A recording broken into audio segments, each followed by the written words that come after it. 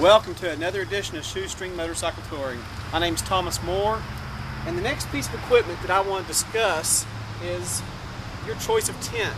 Now, on a lot of pieces of equipment, you can kind of get away with pinching pennies. I would suggest not on tents. And the best example of that is this Kelty Gunnison 3.1 that I use whenever I'm on tour. I can personally attest that I was set up a 4-inch in 1 hour rain with 40 to 60 mile an hour gusts, and every piece of this tent held together and all the gear inside stayed dry. It's rated for at 5 pounds 14 ounces, has 48 square feet in it. It's a 3-season tent. It's rated for 3 persons, but I find anything more than 2 persons would be unbelievably cramped in there. It has 2 entry vestibules for both sides of the tent.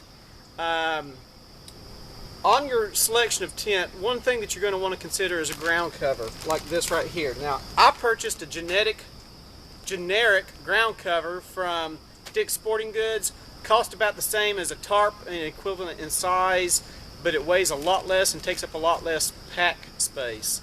Another thing that you're going to want to do is make sure that you tuck or turn or cut your ground cover up so it's not sticking out past your tent like this.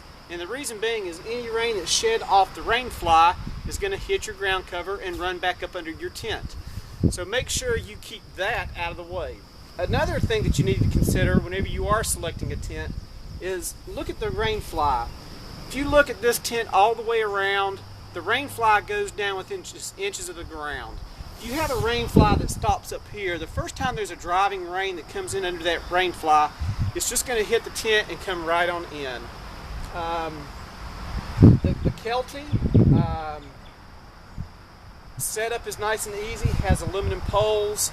Another feature that's nice is this air vent up top.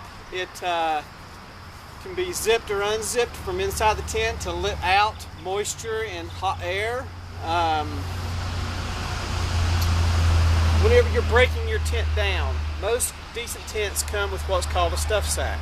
Now, speaking with the manufacturer and the outdoor company that I purchased this from, it's called a stuff sack for a reason. Now, all you engineer types want to think you want to fold up your tent and get it all nice and neat and roll it up and put it down in the bag the way it came whenever you purchased it.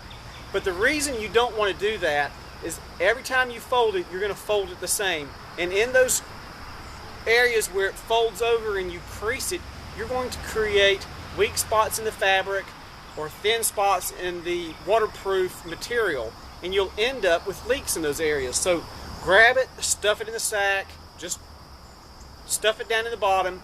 Don't worry about the fact that it comes out all wrinkled up. That is the best thing that you can do for your tent. Also, whenever you buy tents, most tents come with either a steel or aluminum little cheap spike like this. I would suggest taking these and getting rid of them. Go out to yourself a decent outdoor supply company and buy a set of high strength aluminum stakes. They're extruded aluminum, usually have 3 sides. They're much stronger, they're lighter, so whenever you drive these into the ground, the first time you hit a rock or something, they're not going to bend up or even in just simply hard ground. These are Coglins. They're 4 for about $4, so they work out to about $1 a stake. So it's a very, very good investment. So once again, it's a Kelty Gunnison 3.1, great tent, survived. It's a long overdue thumbs up I should have given it for surviving that rainstorm and windstorm about 3 or 4 weeks ago while I was on tour. So I hope you enjoyed this edition of Shoestring Motorcycle Touring, and we'll see you on the next edition. Thank you very much. Bye-bye.